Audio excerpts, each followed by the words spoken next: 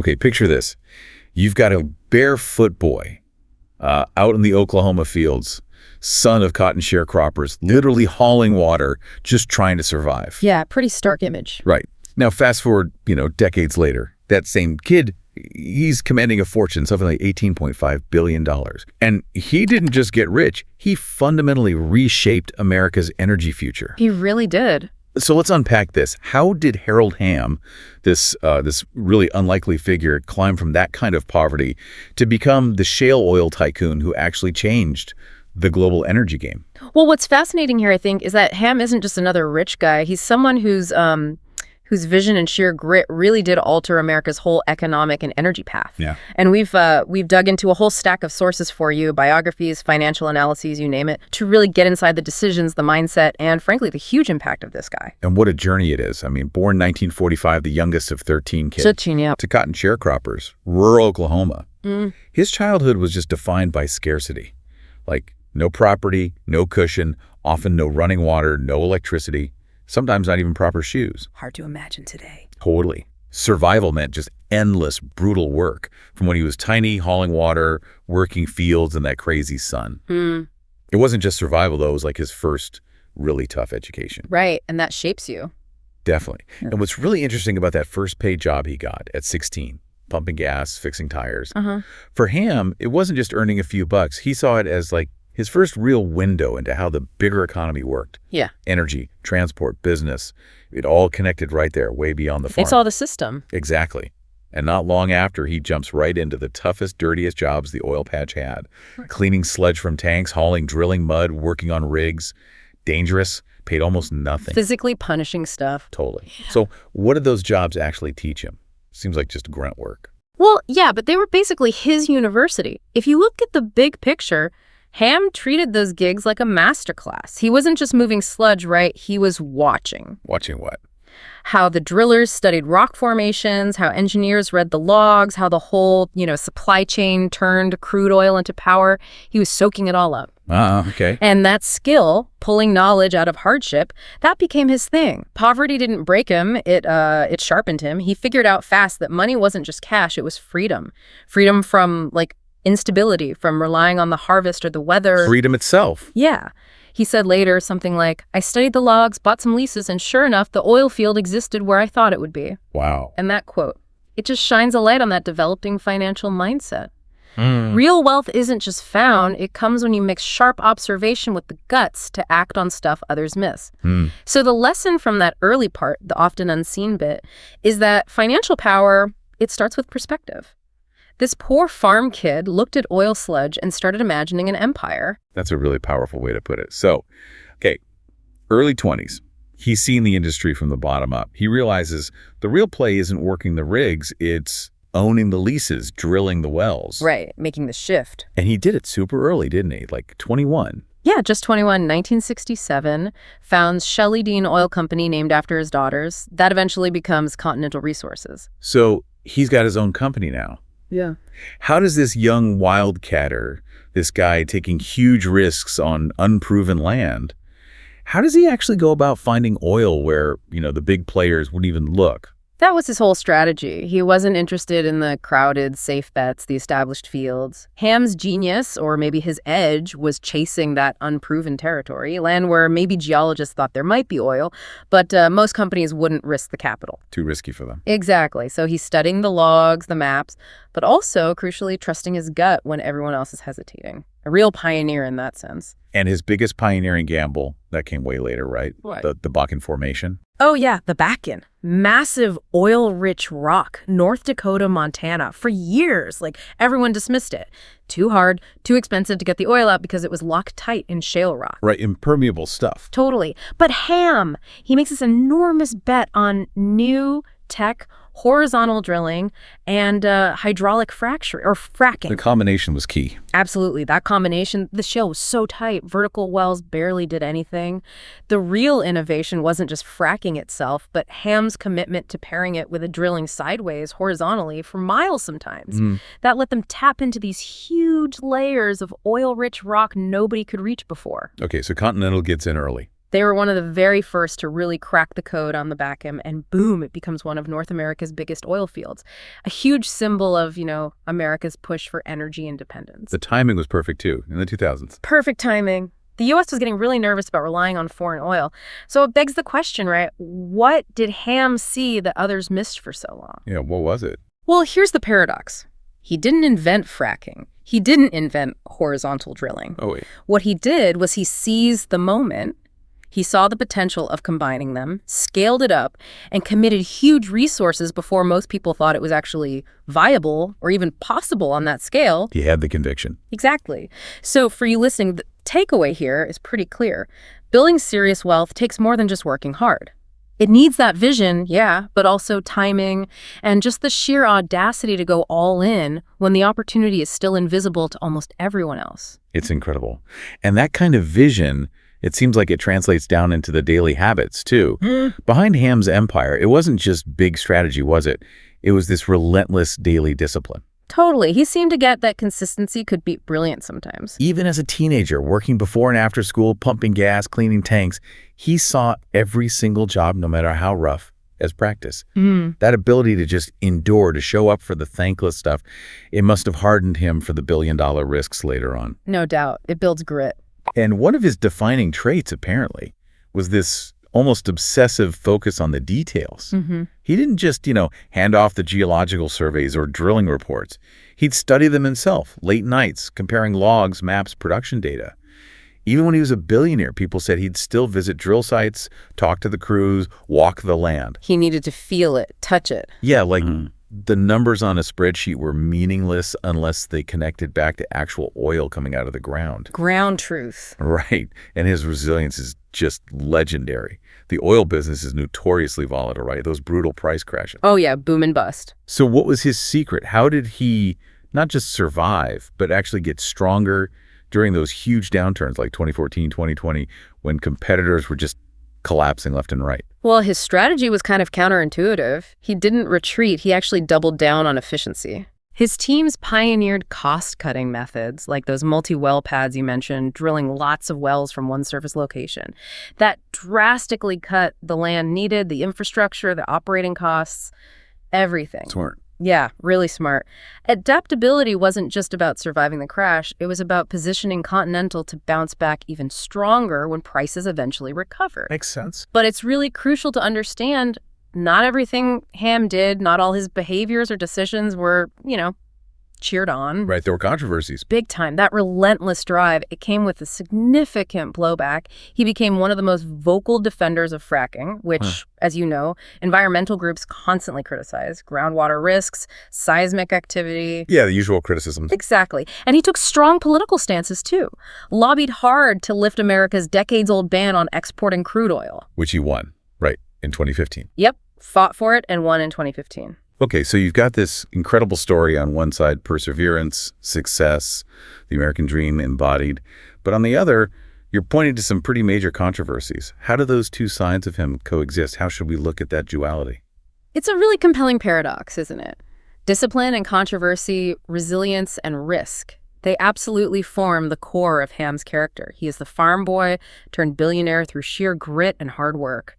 A symbol of ambition. But But he's also a lightning rod for debates on climate change, fossil fuels, corporate power. The insight here maybe is that extraordinary results often come from habits that look ordinary: persistence, attention to detail, resilience.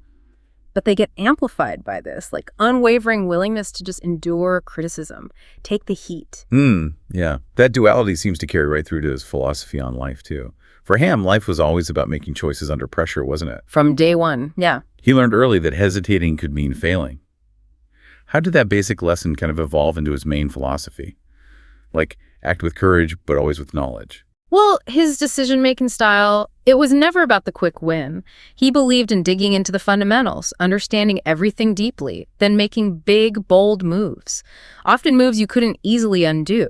Like the Shale bet. Exactly. The Bakken is the perfect example. Experts dismissed it for ages. Hamm studied the data, believed something different, and instead of waiting for everyone to agree, he just acted. That one decision didn't just transform his company, it changed America's whole energy picture. And at the heart of it all is this belief in self-reliance. constant self-improvement. Yeah, very much so. He's famously quoted saying something like, "I tell young people how important it is to focus on self-improvement throughout one's life." And that idea shaped how he ran Continental Restoring, finding people willing to learn, adapt, take ownership. And beyond the business. His philosophy showed up in philanthropy, too. Definitely. He set up the Harold Hamm Diabetes Center at the University of Oklahoma, pledged, what, over $30 million?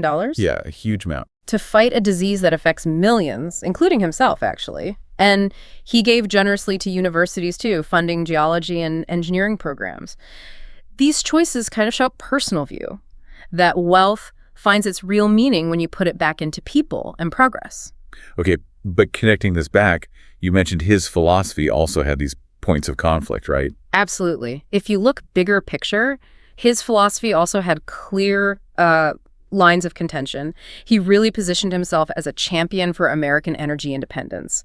That meant lobbying hard against environmental restrictions, supporting policies critics said favored fossil fuels over clean energy. And he got involved in politics directly. Oh, yeah.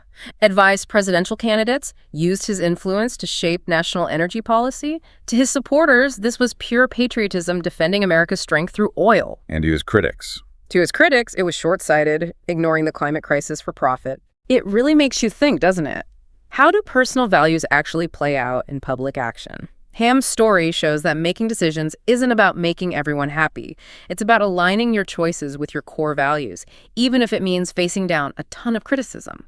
His philosophy wasn't theoretical. It was lived out in these high-stakes choices, where every move had huge potential upsides and significant downsides. And as his fortune just exploded into the billions, his role changed too, didn't it? He wasn't just a businessman anymore. Yeah, not at all. He was shaping the whole conversation about America's energy, its economy, even foreign policy. He became what you could call real energy power, wealth, that translates directly into influencing governments, policies, public opinion. Yeah. A major player. He was a really prominent voice in D.C., pushing for policies favoring domestic oil. That fight to lift the 40-year ban on crude oil exports, he was one of the loudest voices. Tireless on that one. And in 2015 it happened, the ban was overturned. For him, exporting oil wasn't just business right. It was about giving America more clout on the world stage. That was his argument, yeah. Leverage. And his influence went right into presidential politics. He advised Mitt Romney's campaign in 2012, kept close ties with lawmakers who were friendly to the oil industry. Which, predictably, sparked a big debate. Right. Was he a patriot securing America's energy future, or was he a tycoon using politics to pad his own pockets? And the truth is probably, somewhere in between, or has elements of both. But beyond the politics, he definitely used his wealth for visible good, too. The Diabetes Center, the university programs we talked about. Still, his public image is complicated. Very. Environmental activists often see him as the face of fossil fuel excess, accuse him of blocking the shift to renewables. His strong defense of fracking, despite the safety concerns, made him deeply polarizing. Visionary to some, villain to others. Pretty much. So the ultimate insight here might be that real influence isn't just about building your own empire. It's about actively shaping the systems around you. The laws, how people think, the opportunities available for better or for worse. Yeah. And every empire faces storms, right? Hamm's journey is definitely marked by crises that would have just crushed most people. That oil business cycle.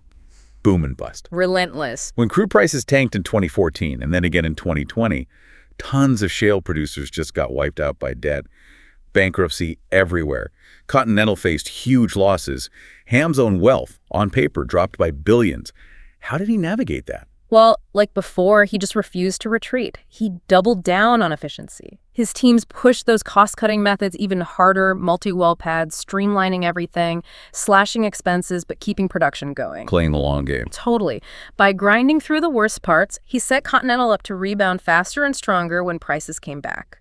And outside the markets, he had that massive personal crisis, too. The divorce from Sue Ann Arnall ended with him writing a check for nearly $1 billion. $975 million, yeah. Insane. Insane amount. And yet, through all that, he kept firm control of Continental Resources. So what defines that resilience? Is it just stubbornness? Maybe some of that, but it's really his undeniable long-game perspective. He never seemed focused on just the next quarter's results or the latest headline. His goal was always way out, decades ahead. Achieve energy independence for America, driven by this core belief that oil, even with the shift to renewables, would be vital for generations. And he still believes that now. even in 2025. Seems so. Even with governments pushing green policies, Hamm argues shale oil is indispensable. Though he does admit it really only works if oil stays above, like, $80 a barrel.